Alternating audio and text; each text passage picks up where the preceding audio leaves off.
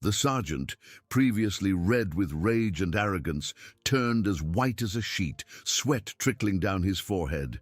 The other soldier dropped his rifle. Their air of untouchability dissolved into panic. They weren't the law here, and they had just humiliated the commander's wife. The silence that followed the colonel's voice was no ordinary silence.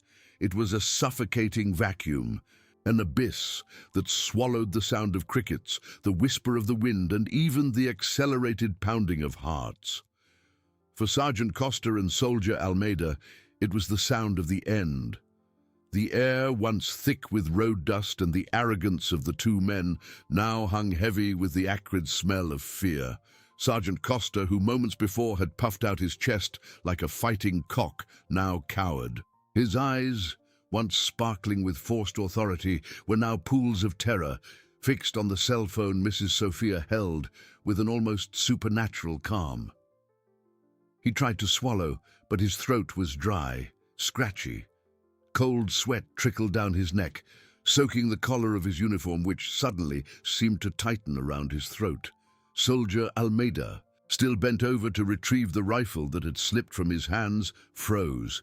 His hand trembled so violently that the weapon's metal rattled against the asphalt, a minuscule sound that echoed like thunder in his terrified ears. He dared not look at Mrs. Sophia, nor at the sergeant. His eyes scanned the desolate landscape, as if searching for an escape route that didn't exist. The road, once a stage for his petty tyranny, was now a dead-end trap. The colonel's voice, grave and unwavering, broke the silence again, this time with an urgency that cut the air like a sharp blade. "Sergeant, I repeat, what is the patrol car number? And who is in command of this patrol? Answer now!" Sergeant Costa staggered backward as if he'd been punched in the stomach. His brain, once quick to calculate the bribe amount, was now a tangled mess of panic. He knew every second of hesitation was another nail in his coffin. He tried to speak, but only a hoarse rasp escaped his parched lips. Mrs. Sophia, observing the scene with a serenity bordering on indifference, tilted the phone slightly towards the sergeant, as if inviting him to face reality. There was no triumph in her gaze, only a resolute stillness. She didn't need to say anything. The colonel's voice spoke for her.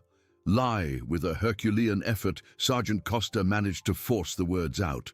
His voice, normally strong and authoritative, was now a trembling lament, almost unrecognizable. "Si, Colonel, it's Sergeant Costa, sir. Patrol car. Patrol car 1734, sir." There was a pause on the other end of the line, a pause that stretched into an eternity for the two soldiers. The colonel was processing the information, and every millisecond seemed to amplify the gravity of the situation. "Sergeant Costa, 1734. The colonel's voice echoed now with an icy tone. "Explain to me, Sergeant Costa, why my wife is calling me from a deserted road, with your patrol car stopped next to her car, and why I just heard you demanding money from her." The question struck the sergeant like lightning. The blood froze in his veins. He looked at Mrs. Sophia, who kept her gaze fixed on him without a blink. Lying was impossible. The truth was death. Soldier Almeida, who had finally managed to pick up the rifle, now held it as if it were a dead weight, unable to decide whether to point it at the ground or at himself. His face was pale, and he felt his stomach churn. The image of his career, of his life crumbling before his eyes, was more vivid than any nightmare. "Sir, it's not quite like that, Colonel," the sergeant stammered, desperately trying to formulate an excuse, a justification, anything that could mitigate the impending catastrophe. We just stopped to check documents, sir. A routine inspection." "Inspection?" The colonel's voice rose a notch, laden with a contained fury that was more terrifying than a shout. "And in your inspection, Sergeant, is it standard procedure to demand money from an elderly lady who is alone on the road? Is it standard procedure to humiliate defenseless civilians? Answer me, Sergeant. Where is your code of conduct? Where is your honor? The colonel's words were whips, each one tearing at the little dignity the sergeant still tried to maintain. He felt Mrs. Sophia's gaze upon him, a look not of anger, but of deep, almost pitying disappointment. It was worse than anger. No, Colonel. We didn't demand money. It was a misunderstanding, sir. She offered, sir. The sergeant tried to cling to this lie, but the sentence died on his lips, weak and pathetic. He knew the colonel was no fool. Mrs. Sophia was not the type of person who would offer a bribe. She offered, the colonel repeated, irony dripping from every syllable. My wife, Sergeant, doesn't offer money to anyone. She demands justice, and that is exactly what she will get. And you, Sergeant Costa, and whoever is with you, will have the opportunity to explain this inspection and this misunderstanding personally. Do not move from that spot. I am on my way. And if I find out that even a single hair on her head has been touched, or that you tried to flee, I swear to God, you will wish you had never been born. The line went dead. The colonel had hung up. The sound of the final click was the verdict. Sergeant Costa and Soldier Almeida stood there, paralyzed, under the merciless sun of the road, with the weight of condemnation crushing them. Patrol car 1734, once a symbol of their authority, was now a cage, and the deserted road, their private purgatory. Mrs. Sophia, cell phone in hand, merely watched, the stillness of her gaze more menacing than any scream. The game was over, and they had lost everything. The colonel's final phone click wasn't just the end of a call. It was the end of a world for Sergeant Costa and Soldier Almeida. The dry sound echoed in the road's silence, a hammer striking the last nail into the coffin of their careers, perhaps of their lives.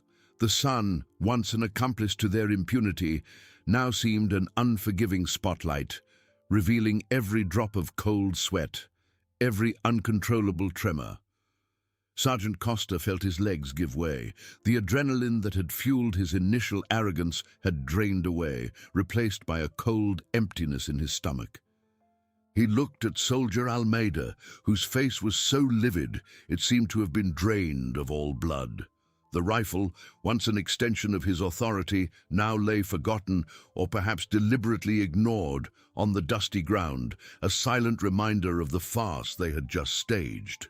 Mrs. Sophia, for her part, put her cell phone back in her coat pocket with disarming calm. Her eyes, which had once sparkled with a defiant glint, now reflected only the stillness of one who had seen and lived too much to be surprised by human pettiness.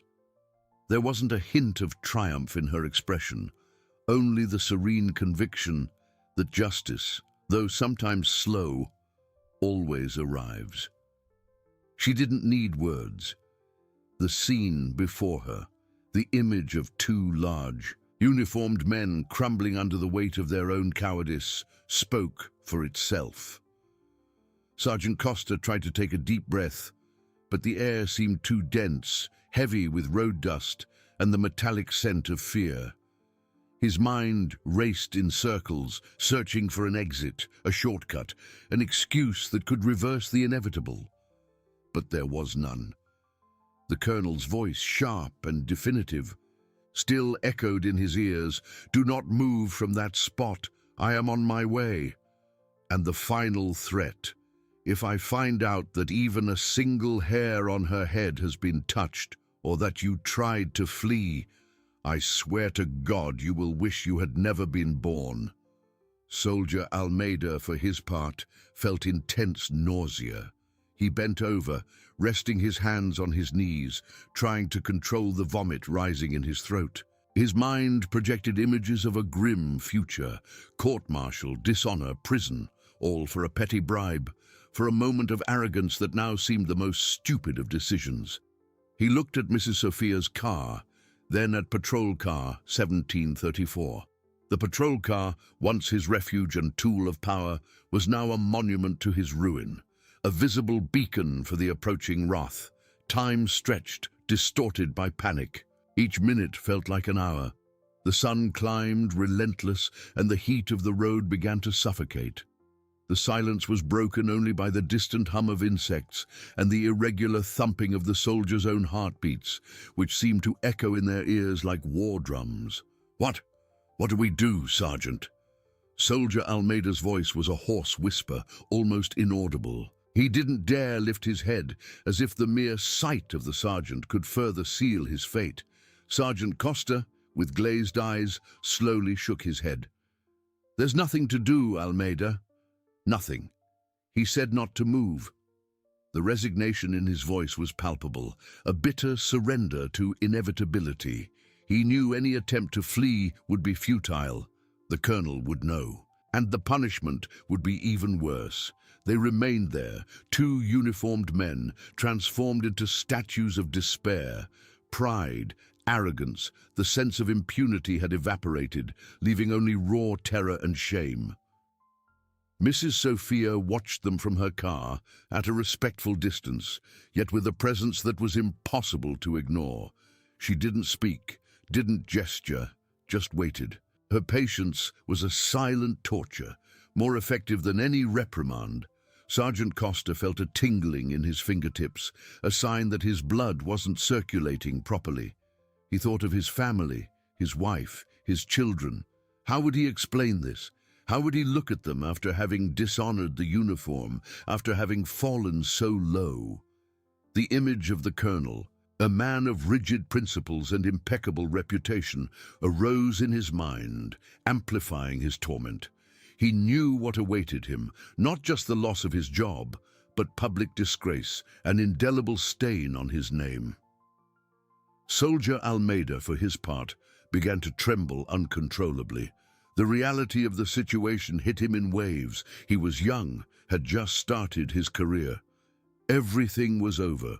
He looked at the rifle on the ground again, a fleeting and terrible idea passing through his mind, but he rejected it with a shudder. There was no escape, not even through that path. Suddenly, a distant sound broke the oppressive silence. An engine. Faint at first, but growing in intensity. Both soldiers raised their heads, eyes wide, fixed on the curve of the road ahead. The sound became more distinct, the deep rumble of a powerful vehicle. It wasn't an ordinary car, it was the sound of relentless justice coming to get them. The air grew even heavier. The colonel was arriving, and with him, the reckoning. The distant sound of the engine, once a mere disturbance in the oppressive silence of the road, now solidified, growing in volume and intensity. For Sergeant Costa and Soldier Almeida, it wasn't just a car approaching, it was the sound of destiny, a metallic herald of impending disgrace. Each beat of the engine seemed to reverberate in their own hearts, accelerating the pace of their panic.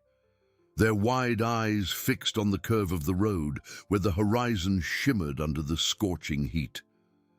It was there that condemnation would come. Soldier Almeida felt a chill run down his spine, despite the midday sun. He swallowed hard, trying to moisten his dry throat, but his saliva seemed to have vanished. His mind, once a whirlwind of excuses and imaginary escapes, was now strangely empty, except for the overwhelming certainty that all was lost.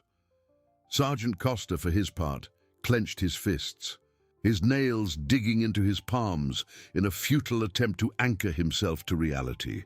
He watched the curve with feverish intensity, as if he could, by force of will, prevent the arrival of the inevitable.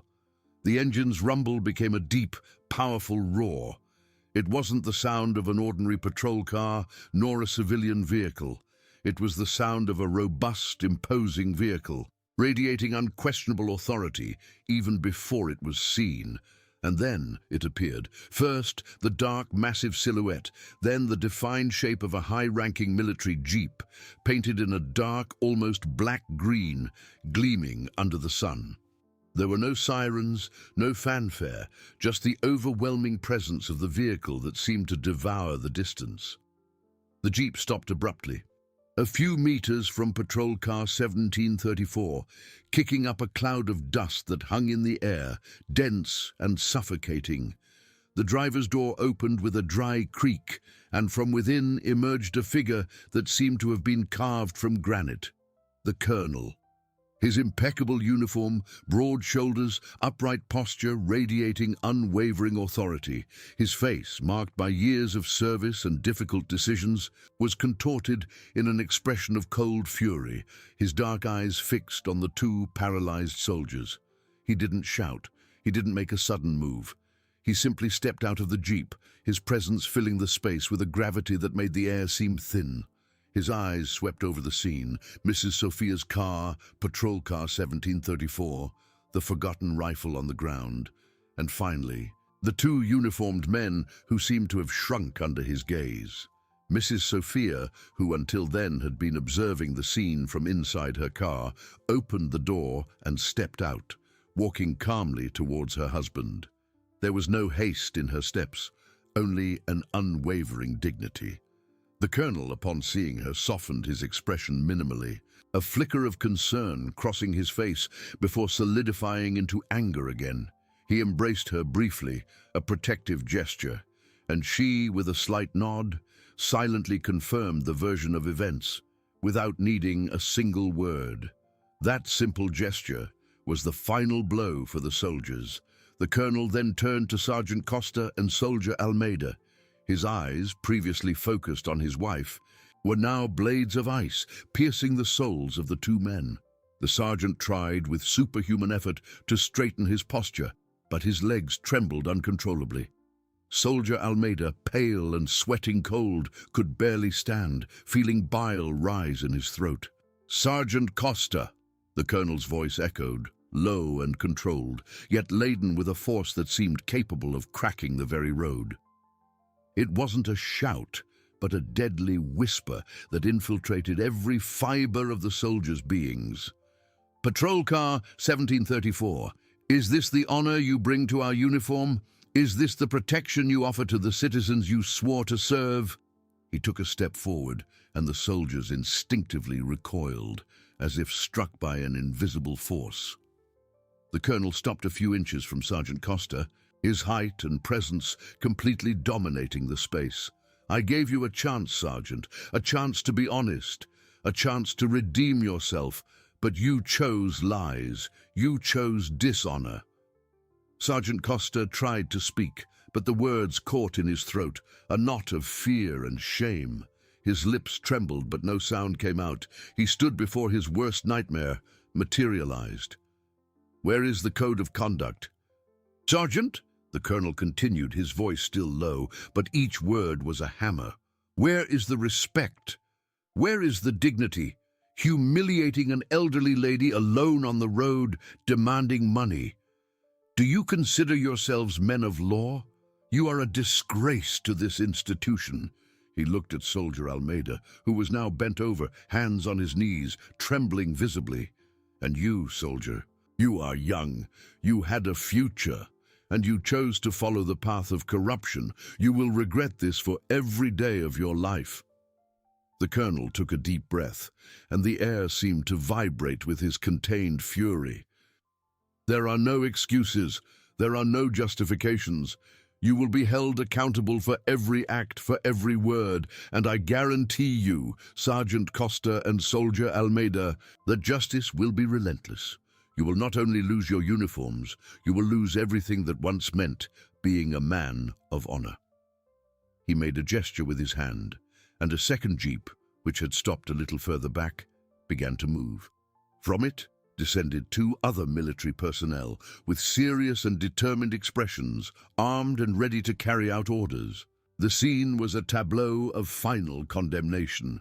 "Sergeant Costa, Soldier Almeida," the colonel pronounced, his voice now an icy command, "you are under arrest. Hand over your weapons and equipment immediately." Sergeant Costa, with trembling hands, began to unbutton his holster, his fingers fumbling with the simple task. Soldier Almeida, upon hearing the word "arrested," felt his stomach churn, and unable to contain himself, vomited onto the dusty road, a pathetic sound that sealed his disgrace. The sun continued to shine, but for them, the world had plunged into endless darkness. The reckoning had arrived, and it was far worse than any nightmare they could have imagined. The pathetic sound of Soldier Almeida's vomit echoed on the road, an epitaph for his career, for his honor, for everything he had once imagined himself to be. The colonel watched him with cold, unwavering contempt. There was no room for pity in his gaze, only the conviction that justice at times was a painful but necessary surgery. The two military personnel who descended from the second jeep moved with silent precision, their faces impassive. They were the embodiment of discipline, a brutal contrast to the disorder and panic of the corrupt soldiers. Sergeant Costa, with trembling hands, finally managed to unbutton his holster. The cold metal of the pistol in his hand seemed to burn, an unbearable weight. He extended it, his eyes fixed on the ground, unable to face the colonel. The weapon, once a symbol of his authority, was now an object of his shame, surrendered like a prisoner yielding his sword. Soldier Almeida, still bent over, struggled to control the spasms in his stomach. One of the military personnel approached him, reaching for the rifle that lay forgotten on the ground. Almeida, with a moan, unbuttoned his own holster, handing over his pistol with the same resignation as the sergeant. His movements were slow, uncoordinated, like those of a puppet whose strings had been cut. Each piece of equipment taken from them, the radio, the utility belt, the badges, seemed to tear away a piece of their own identity, of their dignity. They were being stripped not just of their uniforms, but of their very existence as men of law. The colonel watched everything, motionless. His presence was an overwhelming weight, a silent judgment that extended over the entire scene. He didn't need to shout. His low, controlled voice was more terrifying than any outburst of rage. Mrs. Sophia, standing beside her husband's jeep, kept her gaze fixed on the two men.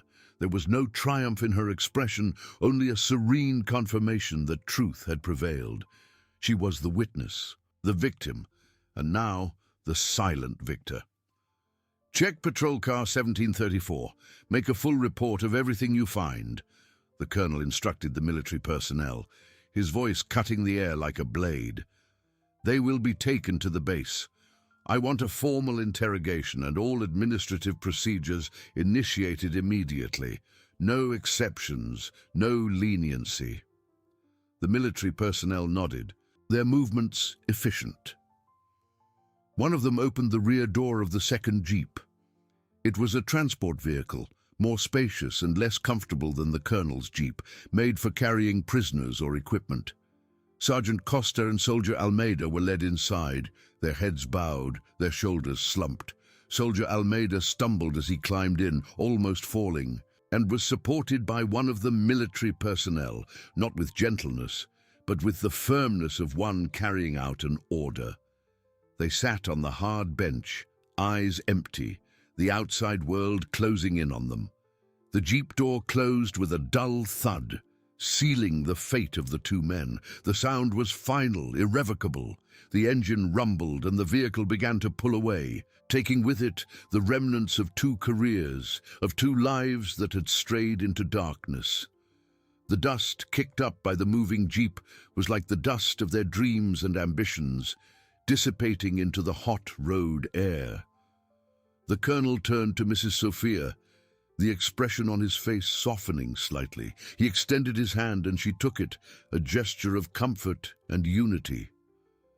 "Are you all right, my love?" His voice, once hard as stone, now carried a tenderness only she knew.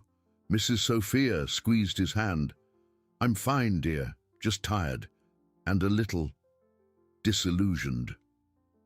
She looked at the road, where the dust cloud from the jeep carrying the soldiers still lingered. "It's sad to see young men lose their way like this." The colonel nodded, his jawline hardening again. "It's a stain on our uniform.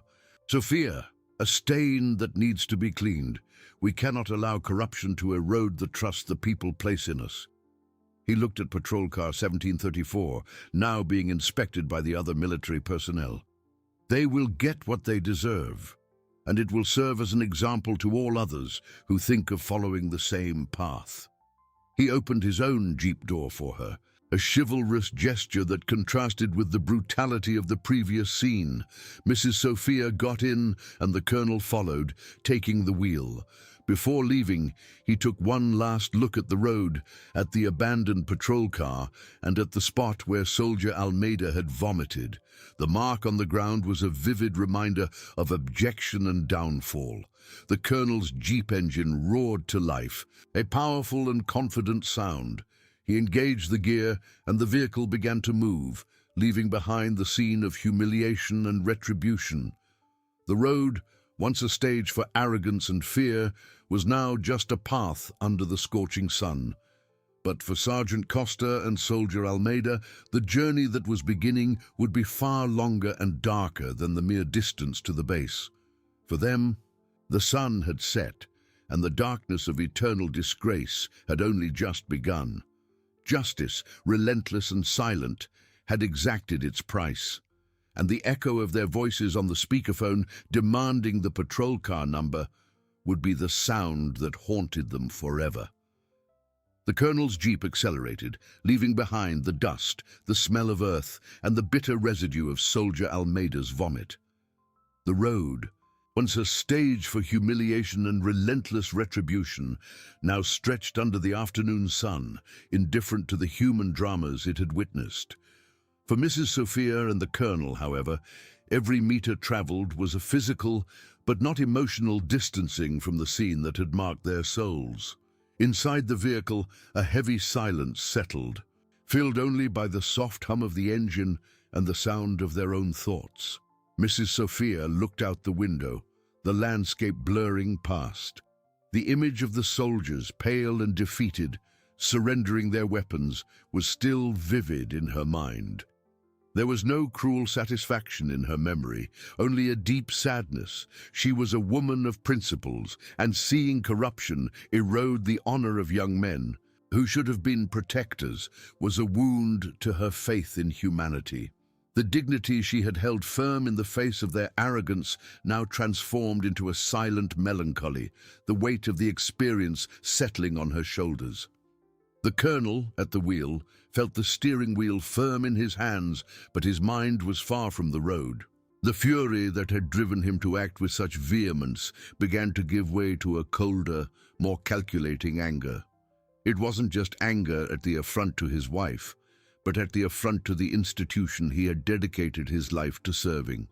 Those two men, Sergeant Costa and Soldier Almeida, were just the tip of the iceberg, a symptom of a larger disease he knew existed within the ranks. The shame he felt for them was almost as intense as the pain he imagined his wife had felt. He cast a quick glance at Mrs. Sophia. Her face was serene, but weariness was visible in her eyes. The strength she had shown, her unwavering calm, was proof of her resilience, but also a reminder of how much she had been exposed. The colonel gripped the steering wheel, a silent promise that he would do everything in his power to ensure such an outrage would never happen again, not just to his family, but to any citizen. "They will pay dearly, Sophia," he said, his voice low, almost a murmur, breaking the silence. "There will be no forgiveness for what they did." Mrs. Sophia turned to him, a faint, sad smile on her lips. "I know, my love, and that's what saddens me, the loss of a path, the loss of a life that could have been different." She sighed. "But justice must be done, not just for me, but for all those who trust in you." Those words coming from her reinforced the colonel's conviction. It wasn't personal revenge, but a duty to the uniform, to the oath, to the people. He thought of the reports that would be made, the interrogations, the military tribunals. The process would be long and painful, but necessary. He would not only punish Sergeant Costa and Soldier Almeida, he would use their case as an example, a clear message to all others who might be tempted to stray from the path of righteousness. The cleanup would begin now, and it would be rigorous. The road continued, and the sun began to dip below the horizon, painting the sky with shades of orange and purple. The beauty of the sunset contrasted with the darkness opening up for the two detained soldiers. For them, daylight had faded, and the long night of disgrace was just beginning. The echo of the colonel's voice on the speakerphone, demanding the patrol car number, would be an infernal melody, repeating endlessly in their minds, a constant reminder of the moment arrogance clashed with authority and corruption met its judge. The colonel knew the work didn't end there. The scene on the road was just the prelude to a larger battle against the rot that sometimes infiltrated institutions. He was a man of honor, and his wife, a woman of unwavering dignity, had given him the strength and motivation to wield the sword of justice with even greater resolve. The path ahead would be arduous, but he was ready. The honor of the uniform would be restored, no matter the cost. And the memory of that day, of the humiliation and retribution, would be a landmark, a turning point for everyone.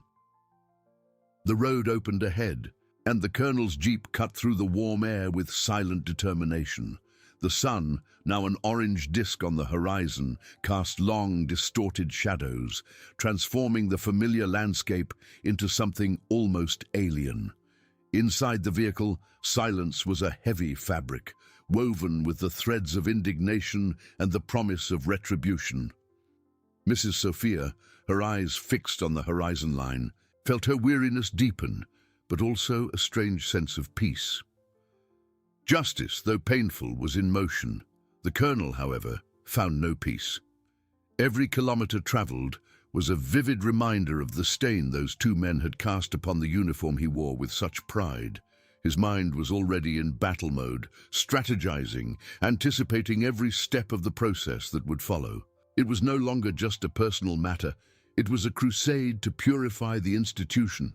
He would not only punish Sergeant Costa and Soldier Almeida, he would tear out the root of corruption, wherever it was hidden. As they approached the base gates, the atmosphere changed. The yellow light of the security posts illuminated the guards at their stations, the concrete barriers, and the gently fluttering flags. The colonel's jeep passed without hesitation, its occupant's authority unquestionable. But today, there was something different in his demeanor, a rigidity that did not go unnoticed by the few who saw him enter. He parked in front of the command building, an imposing structure that seemed to absorb the night's light. Even before turning off the engine, he was already activating the radio, his voice low and controlled, yet laden with an urgency that made the operator on the other end of the line flinch. "Command to Sergeant Moraes. Prepare the main interrogation room. I want 2 high-ranking, impartial officers to conduct it, and Captain Silva from Internal Affairs must be notified immediately. I want him here in 20 minutes. Mrs. Sophia observed the transformation. The man who had tenderly held her hand on the road was now the colonel in his full capacity, a relentless leader, focused on his duty. She knew he had to do this, not just for her, but for everyone. "I'm going home, dear," she said, her voice soft, breaking the intensity of the moment. "I need a bath and some tea, and perhaps a little silence." He turned to her, his hardened expression softening for a brief instant. "Yes, my love. I'll ask the driver to take you, and don't worry about anything. I'll take care of everything here." He kissed her forehead, a quick gesture but full of affection. "You were incredibly strong today." She nodded, a faint smile on her lips. "And you were my hero." As Mrs. Sophia was driven home, the colonel stepped out of the jeep, his imposing silhouette under the base lights. His steps were firm, echoing on the asphalt. He entered the command building, and the silence that accompanied him was more eloquent than any shout. Sergeant Moraes, a middle-aged man with years of service, was already waiting for him, his expression grave. "Colonel," Moraes saluted, his voice respectful. "The officers are on their way. Captain Silva has been notified. The interrogation room is ready." "And the detainees?" the colonel asked, his voice sharp. "They arrived a few minutes ago, Colonel. They were taken directly to maximum security cells, as per your instructions. They are under constant surveillance." The colonel nodded, his jawline hardened. He could imagine the state of Sergeant Costa and Soldier Almeida, the initial shock, the humiliation, and now the crushing weight of reality. But there was no room for pity in his heart. Trust had been betrayed, honor trampled. "I want you to prepare a press conference for tomorrow morning," the colonel instructed, his voice echoing in the corridors. "There will be no secrets. The truth will be exposed, and I want all battalion commanders notified for an emergency meeting at 7 o'clock. No one is above the law. No one is above honor." The news of the arrest of 2 military personnel for extortion and abuse of authority, involving the colonel's own wife, spread like wildfire through the base. Murmurs, furtive glances, a mixture of shock and apprehension. Many knew the colonel was a man of principles, but few imagined the extent of his rectitude when confronted with corruption within his own ranks. In the interrogation room, Sergeant Costa and Soldier Almeida waited. The room was cold, lit by a single ceiling lamp, casting harsh shadows. The smell of disinfectant and despair hung in the air. They were handcuffed, their uniforms crumpled, their faces pale and marked by panic. The arrogance they had displayed on the road had dissolved, replaced by visceral fear. Soldier Almeida, still nauseated, trembled uncontrollably. Sergeant Costa, though he tried to maintain a facade of composure, couldn't hide the terror in his eyes. They knew there was no escape. The colonel's voice on the speakerphone, demanding the patrol car number, was now a ghost haunting them, an echo of their own fatal error. The colonel, meanwhile, sat in his office, the desk lamp illuminating piles of documents. He wasn't there to witness the interrogation, but to ensure that every procedure was followed to the letter. He reviewed regulations, military laws, searching for every applicable article. His pen scratched precisely across the paper, marking points, making notes. The cleanup would begin there with these 2 men, but it wouldn't end. He knew corruption was a cancer that spread silently, and he, the colonel, would be the surgeon. The honor of the uniform, the trust of the people, the integrity of the institution, all of it was at stake. The long night of disgrace for Costa and Almeida was just the beginning of a new era of rigor and rectitude for the entire command. The morning sun would bring not only the press conference, but also the dawn of a new and relentless crusade.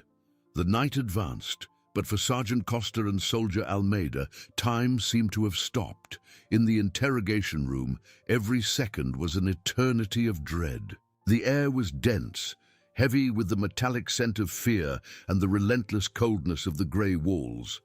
The single ceiling lamp, with its white, dazzling light, seemed to expose not only their pale, sweaty faces, but also the ugliness of their souls. Handcuffed to the metal table, they were mere shadows of what they had been on the road, their arrogance undone, their arrogance crushed. Soldier Almeida, with red, swollen eyes, could barely lift his head. His stomach churned in waves of nausea, and the tremor in his hands was uncontrollable. He tried to remember every detail, every word spoken, searching for a thread of hope, an opening, but found only the echo of the colonel's voice, demanding the patrol car number. That voice, once a distant authority, was now the personification of his disgrace. Sergeant Costa, for his part, tried to maintain a firmer posture, but the facade crumbled with each glance from the officers interrogating them. They were 2 captains, hand-picked by the colonel for their reputation of unwavering integrity. Their voices were calm, almost monotonous, but each question was a direct hit, dismantling the lies, exposing the raw truth. There were no shouts, no threats, only the coldness of the law and the certainty that the truth would be extracted. Sergeant Costa, can you describe to us again the exact sequence of events from the moment you spotted the lady's vehicle? Asked one of the captains, his voice devoid of emotion. Costa swallowed hard, his throat dry. He tried to reformulate the story. minimize his involvement, but the words tangled. With each contradiction, each hesitation, the web of lies unraveled, revealing the network of extortion and abuse they had woven. He knew there was no escape. The humiliation of the colonel's wife was a crime that would not be forgiven. Meanwhile, in the command office, the colonel showed no trace of fatigue. The desk lamp illuminated his face, marked by determination. He wasn't there to witness the downfall of two men, but to architect the rise of a new standard. His pen scratched across the paper, each note a step towards a deep cleansing. He reviewed military regulations, codes of conduct, the punishments for each infraction. It wouldn't just be an exemplary punishment, it would be a lesson for the entire corporation. The news of the arrest of the two military personnel and the involvement of the colonel's wife had already spread like wildfire through the base. The corridors that were once scenes of laughter and camaraderie were now filled with murmurs and apprehensive glances. Officers and soldiers of all ranks felt the weight of the situation. For many, it was a shock, a disgrace. For others, especially those with skeletons in their closets, it was the harbinger of a storm. The anxiety was palpable, the fear that the colonel's sweep would reach their own secrets. "Prepare the main auditorium for the press conference," the colonel instructed Sergeant Moraes, who was waiting outside the office. "I want all media outlets notified, and I want the military press present to document every word. There will be no room for speculation or half-truths. Transparency will be our weapon." Moraes nodded, his expression grave. He knew the colonel wasn't just punishing two criminals. He was declaring war on corruption within his own ranks. "Yes, Colonel, everything will be arranged." "And the meeting with the battalion commanders," the colonel continued, his voice low yet laden with authority. "I want it to be as comprehensive as possible. No commander is to be absent. This is not a routine meeting. It is an ultimatum. Starting tomorrow, zero tolerance will be the norm. Any deviation, any hint of misconduct will be dealt with the utmost severity." Outside, the base slept, but inside the command building, the gears of justice turned relentlessly. The first orders were already being issued, audit teams being mobilized for a complete and merciless sweep. Captain Silva, with his team, was already mapping out risk areas, preparing to unearth every pocket of corruption. Far from there, in her home, Mrs. Sophia tried to find some rest. The warm bath had eased the physical tension, but the images of the road still lingered. She knew justice was being served, and that brought a certain solace. But the sadness over the loss of values, over the stain on the uniform her husband honored so much, was a heavy burden. She looked at the colonel's photo on her bedside table, a man of unwavering principles. He was the rock, the strength that would maintain integrity. No matter the cost, the pain of humiliation still burned, but the certainty of her husband's rectitude was a balm. She knew he would do what was right, not just for her, but for everyone. Back at command, the colonel closed the last dossier.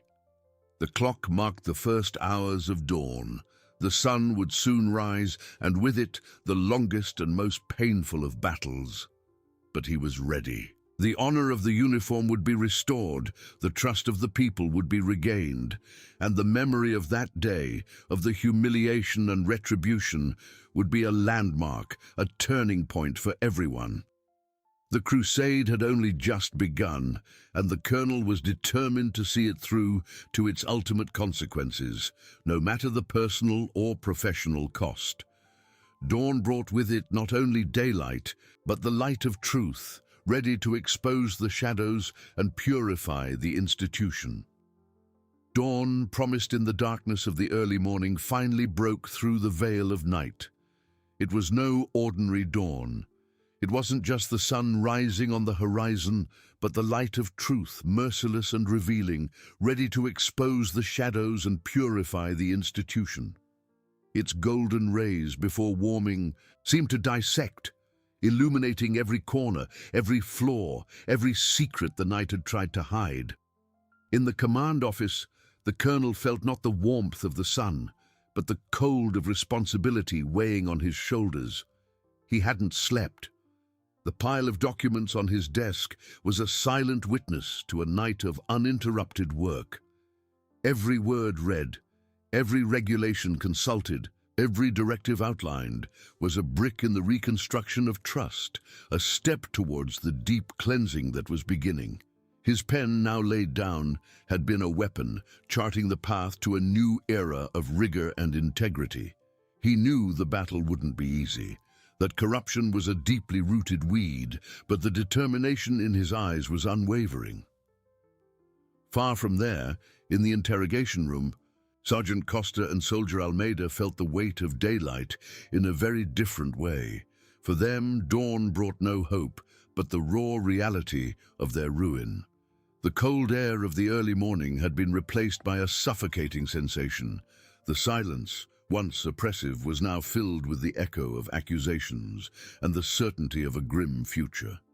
Almeida, still bent over, trembled, tears streaming down his blurred face. The betrayal, both his own and Costa's, had shattered the last barrier of his defense. Costa, for his part, was in a state of furious denial, his bloodshot eyes fixed on an invisible spot on the wall, his body tense, as if he could still fight against the inevitable. But the fight was over. The evidence was overwhelming, the web of proof unquestionable.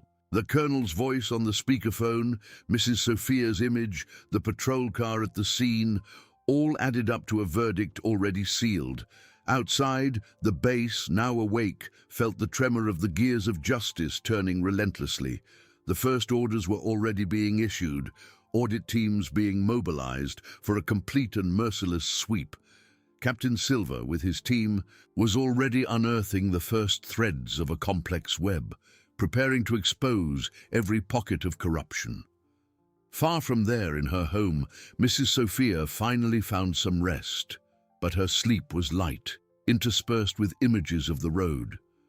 The warm bath had eased the physical tension, but the emotional scars still burned. She knew justice was being served, and that brought a certain solace, a flicker of hope.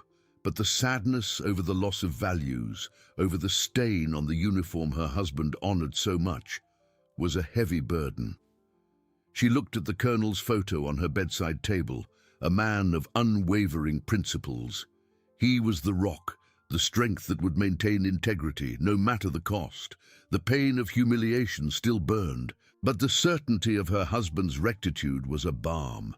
She knew he would do what was right, not just for her, but for everyone. Back at command, the colonel stood up, the last dossier closed. The clock marked the first hours of the morning.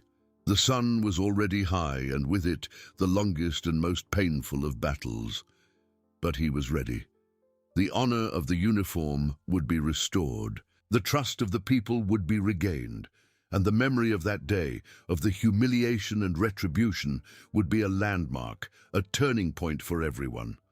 The crusade had only just begun, and the colonel was determined to see it through to its ultimate consequences, no matter the personal or professional cost. Dawn brought with it not only daylight, but the light of truth, ready to expose the shadows and purify the institution. The hour of truth had arrived, and with it the promise of a new beginning, forged in pain and determination. The hour of truth had arrived, and with it the promise of a new beginning, forged in pain and determination. The colonel, with his briefcase under his arm and his gaze firm, walked through the silent corridors of command. Each step echoed not only on the polished marble, but in the soul of the institution he had sworn to protect. The main auditorium, once a stage for routine ceremonies and lectures, had transformed into a tribunal of expectations where the nation awaited the verdict. Upon entering the hall, the colonel was met by a sea of flashes and the hum of dozens of microphones. Journalists from all major media outlets, military and civilian, filled the seats, their cameras pointed like weapons, ready to capture every nuance of that historic moment. Moraes was at the front, organizing the controlled chaos, his face displaying the tension and importance of the occasion. The colonel ascended the podium, adjusting the microphone with a precise gesture. An almost reverent silence settled, broken only by the click of cameras. His eyes swept the audience, conveying unquestionable authority. "Good morning, everyone," he began, his voice grave and resonant, filling the auditorium. "I am here today not just as a colonel, but as a citizen deeply concerned with the honor of our uniform and the trust the people place in us." He paused, allowing his words to sink in. In recent days, our institution has been shaken by acts of misconduct that shame us all. 2 of our soldiers have been arrested for extortion and abuse of authority. What makes this incident even more serious is the fact that the victim was my own wife. A murmur of shock swept through the auditorium, followed by a barrage of more intense flashes. The revelation was a direct blow, exposing the personal vulnerability and determination behind the crusade. "There will be no tolerance," the colonel continued, his voice gaining intensity. "Starting today, the zero-tolerance policy will be applied with the utmost severity. Any deviation, any indication of corruption will be dealt with the most rigorous punishment. No one will be spared, regardless of rank or position. Internal affairs is in full swing, with audit teams already in the field, sweeping every corner of our institution." He detailed the measures, the restructuring of reporting protocols, the creation of anonymous channels, the strengthening of internal oversight. His words were a hammer, shattering any facade of impunity that might have existed. "The honor of the uniform will be restored," he concluded, his eyes fixed on the main camera. "The trust of the people will be regained. This is an unwavering commitment. It is not a threat, but a promise that justice will be done, no matter the cost." The press conference ended with a barrage of questions, but the colonel, with a nod, indicated that there would be no further statements for now.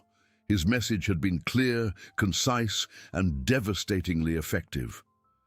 As he left the auditorium, the press's buzz was already transforming into urgent headlines, spreading the news across the country. The colonel's image, impassive and determined, graced screens and the first editions of digital newspapers, reverberating the promise of a deep cleansing. Barely had the conference ended, the colonel was already heading to the conference room where the battalion commanders awaited him. The atmosphere there was even denser, laden with palpable tension. Serious faces, some pale, others with a glint of contained defiance, filled the oval table. He did not sit. He remained standing, dominating the room with his presence, arms crossed, gaze penetrating. "Gentlemen," he began without preamble, "I just spoke to the press. Now I speak to you. The message is the same, but the responsibility is greater. You are the pillars of this institution. Your men, your battalions, are a reflection of your leadership, and starting today, that leadership will be tested as never before." He reiterated the zero-tolerance policy, but this time with practical and direct examples. He mentioned the internal affairs reports, the first indications of irregularities that Captain Silva had already uncovered. Names were not spoken, but the message was clear. He knew, or would soon know, who the weak links were. "Don't come to me with bad apples excuses," he warned, his voice low, but cutting like a blade. "The responsibility lies with everyone. If there are bad apples, it's because the basket isn't being supervised, and the basket is yours. Each of you will be personally responsible for every act of your subordinates." A sepulchral silence hung over the room. Some commanders swallowed hard, others averted their gaze, avoiding direct confrontation with the colonel's intensity. The gravity of his words was undeniable. The colonel wasn't just giving orders, he was declaring war on a culture. and each of them would be forced to choose a side. Failures in supervision, omission or worse, complicity, will be punished with the same severity as the act itself. There will be no refuges, no privileges. Understood. The responses were monosyllabic, but laden with a new understanding, a cold fear that began to settle in. The colonel observed each one, assessing the reaction, the determination or the dread in their eyes. He knew the internal battle would be the hardest, that resistance would come from where it was least expected, but he was ready for it. The crusade had been publicly declared, and now, internally, the foundations were being laid for an unprecedented purification. The honor of the uniform would be restored, the trust of the people would be regained, and the colonel, the unwavering rock, was ready to bear the weight of every stone that would be removed, of every structure that would be rebuilt. The day had barely begun, but the revolution was already in full swing, irreversible and relentless. The institution was in check, and the chess game of justice had just begun. The silence that followed the colonel's words in the conference room was heavier than any shout.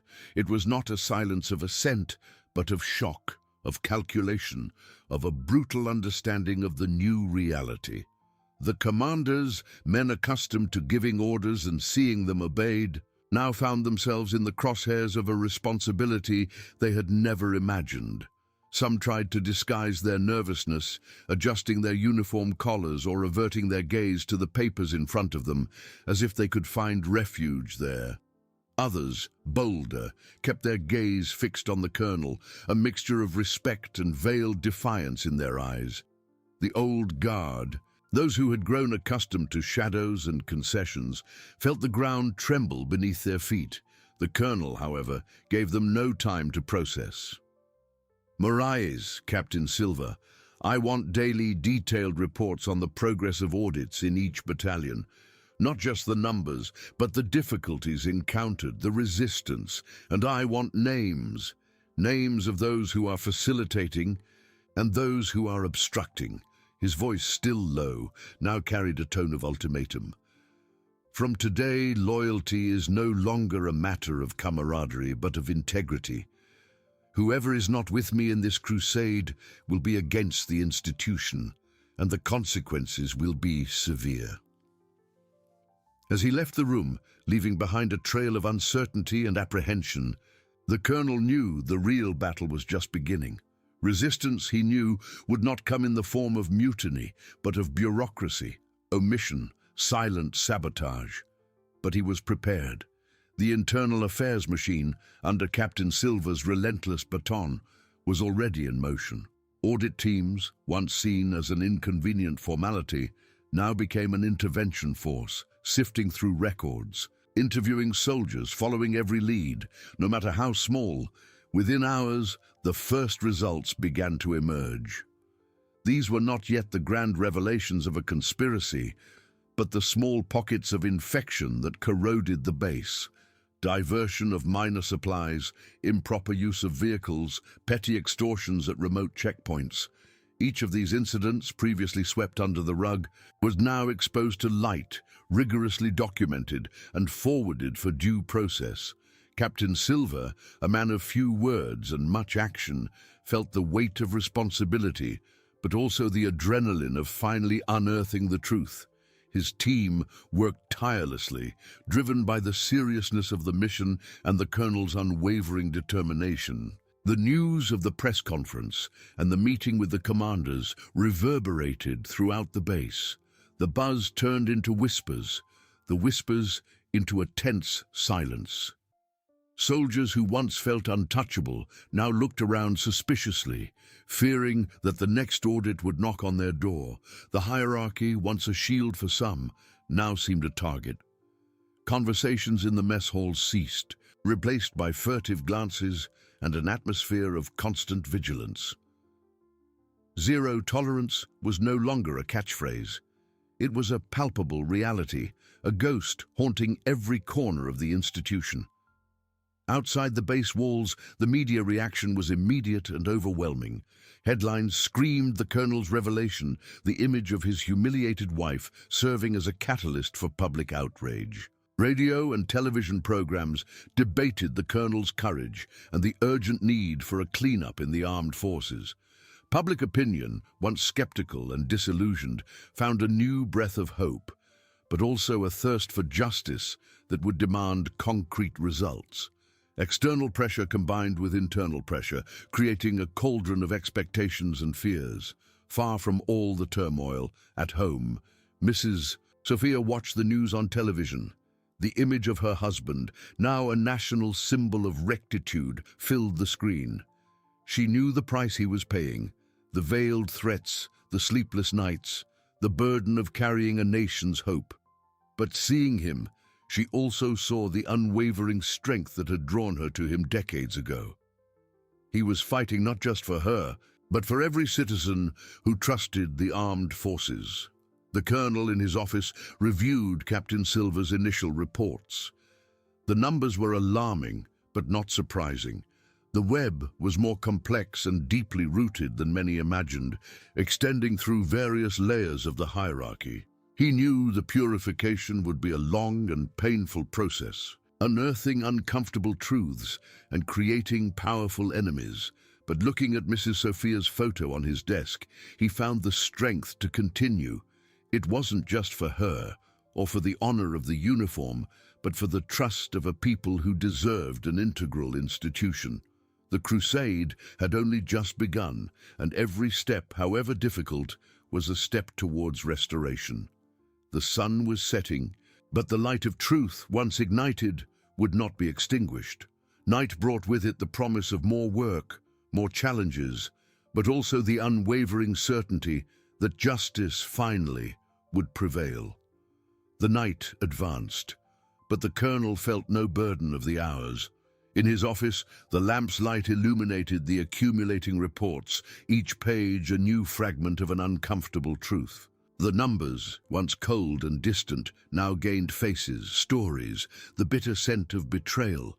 The web of corruption, as he had suspected, was denser and more intricate than any initial estimate. It wasn't about isolated pockets, but a system, a culture that had taken root in the institution's core, protected by layers of silence and complicity. He knew that what was to come would not just be a cleanup, but radical surgery. And radical surgeries leave scars. But the alternative, inaction, was a slow death, the disintegration of the honor he had sworn to defend. The weight of that responsibility was immense, but the image of Mrs. Sophia, humiliated on the road, her voice choked on the phone, was an inexhaustible fuel for his determination. It wasn't revenge, but justice. The justice his wife deserved, the people deserved, the uniform deserved. As the colonel delved into the details, the military base seethed with contained tension. Captain Silver's teams, once viewed with disdain, were now ghosts haunting the corridors, their footsteps echoing like the harbinger of an uncertain fate. Surprise audits became the norm. Records were scrutinized, storerooms turned upside down, and conversations in the mess halls, once lively and relaxed, were now nervous whispers, abruptly cut short by the passing of an internal affairs officer. Fear, once a distant feeling, became palpable. Soldiers who once felt untouchable, protected by an invisible network of favors and silences, now felt the ground tremble beneath their feet. Minor irregularities, previously ignored, were now cause for rigorous interrogations, fuel diversion, improper use of vehicles, the charging of informal tolls at remote checkpoints. Each of these acts, however small, was a thread that, when pulled, could unravel a larger plot. Resistance, as the colonel had predicted, did not come in the form of open mutiny, but of silent sabotage. Documents disappeared, witnesses forgot, crucial details, and malicious rumors about the colonel's intentions began to circulate. He was ambitious, some said. He was using his wife's incident for personal advancement. Others whispered. But the colonel was not swayed. He knew that truth, like water, always finds its way. Captain Silver, a man of few words and unwavering loyalty, was the colonel's right-hand man in this crusade. His eyes, once calm, now carried a glint of urgency and a thirst for rectitude. He and his team worked tirelessly, unraveling layers of corruption, facing hostile glances and the passive resistance of many. The initial reports reaching the colonel's desk were not just lists of irregularities. They were maps of a disease that had spread throughout the institution's body. Outside the base walls, the media continued its incessant coverage.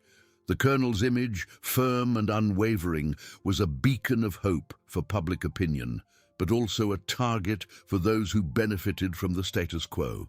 Opinion pieces questioned the extent of corruption. Debate programs analyzed the implications of the colonel's actions, and pressure on the armed forces for deep and transparent reform grew ever stronger. Mrs. Sophia's story, the humiliated elderly woman, had become a symbol of the need for change. At home, Mrs. Sophia watched the unfolding events with a mixture of apprehension and pride. She saw her husband on television, heard his name in the news, and knew he was carrying an immense burden. The nights were long, and concern for his safety and even her own was a constant shadow. But she also saw the determination in his eyes, the rectitude of his character that had won her over decades ago. He would not back down. He was the rock, and the rock, even under the attack of the strongest waves, remains firm. Back in the office, the colonel closed the last folder. The reports were clear. Corruption was not just a matter of individuals, but of structures, of a culture of impunity that needed to be demolished and rebuilt from scratch. He knew the next phase would be the hardest, confronting the highest links in the chain, those who felt above any law. The enemies, once hidden in the shadows, would begin to show their faces. But he was ready. The crusade had only just begun, and every step, however painful, was a step towards the restoration of honor. The night, once a veil for transgressions, was now a silent witness to the revolution unfolding. Justice, he knew, would not be swift, but it would be relentless, and in the end it would prevail. The night, once a veil for transgressions, now was a silent witness to the revolution unfolding. Justice, he knew, would not be swift, but it would be relentless, and in the end it would prevail. The colonel rose from his chair, the reports piled before him like monuments to a painful truth. The web of corruption, once a diffuse shadow, now had names, ranks, bank accounts, and meticulously documented diversion routes. It wasn't just the small fry, the soldiers who humiliated his wife, but the sharks swimming in deeper waters, protected by a hierarchy of silence and complicity. The next phase would not be an audit, but a hunt, and he would be the hunter. The next morning, the military base awoke to a heavy silence, unlike any other. It wasn't the silence of peace, but of anticipation, of the impending storm. Captain Silver, with a team of internal affairs officers, moved with the precision of a surgeon. The first targets were the most direct links in the chain of command of the soldiers involved in the road incident. Arrest warrants were issued not just for the perpetrators, but for those who, through their omission or complicity, allowed the culture of extortion to flourish. Resistance, as predicted, was not long in coming. Malicious rumors about the colonel's sanity, about his supposed hunger for power, began to circulate. Attempts to discredit evidence, to intimidate witnesses, were recorded. Crucial documents disappeared from files, and computer systems suffered mysterious failures. But the colonel had anticipated every move. Every missing document had a secure digital copy. Every intimidated witness had their statement recorded and protected. The machine of truth, once activated, was unstoppable. The press conference, scheduled for the end of the week, became the stage for the next act. The colonel, with his wife's image discreetly projected in the background, did not mince words. He presented with chilling calm the first results of the investigation. Names of high-ranking officers, previously untouchable, were mentioned. Evidence of embezzlement, sale of military supplies on the black market, and a network protecting illicit activities were exposed to the public. The nation watched, shocked and outraged. The reaction was immediate. Radio and television programs erupted in heated debates. Public opinion, once divided, now united in a demand for justice and reform. Headlines screamed the colonel's courage and the exposed rot. External pressure became a relentless hammer against the institution's walls. Inside the base, tension reached its peak. Officers who once felt above all suspicion were now summoned for interrogations. Their offices were ransacked, their assets investigated. Panic set in. Some tried to flee, but the boarders were on alert. Others, in an act of desperation, tried to negotiate, offering information in exchange for clemency. But the colonel would not yield. Zero tolerance was absolute. Mrs. Sophia, at home, watched it all with a heavy heart. The news was overwhelming. Her husband's image, now a national symbol of rectitude, filled the screens. She knew the price he was paying, the veiled threats, the sleepless nights, the burden of carrying a nation's hope.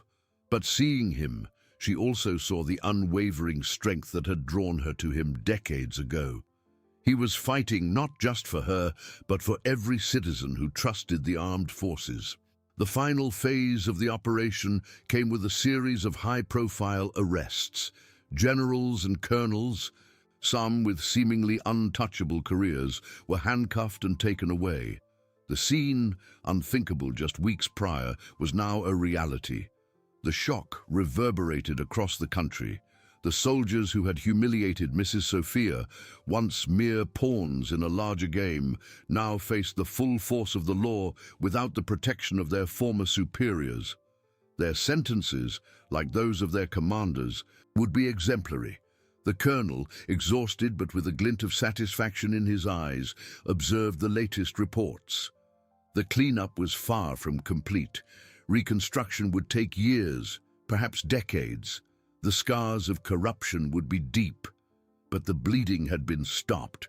The culture of fear and impunity had been broken. In a rare moment of silence, he called Mrs. Sophia. His voice, tired but firm, echoed through the speakerphone. "It's done, my love. The worst is over." On the other end of the line, Mrs. Sophia took a deep breath, a tear tracing a path down her face. It wasn't a tear of sadness, but of relief and pride. "I know, my colonel. I always knew you would do what was right." The fight for the institution's integrity would continue, but a new chapter had been written. A chapter of courage, of sacrifice, and of the unwavering belief that honor, once lost, can be restored. The sun rose, casting a new light over the military base, a light of hope and of a future where justice finally would prevail.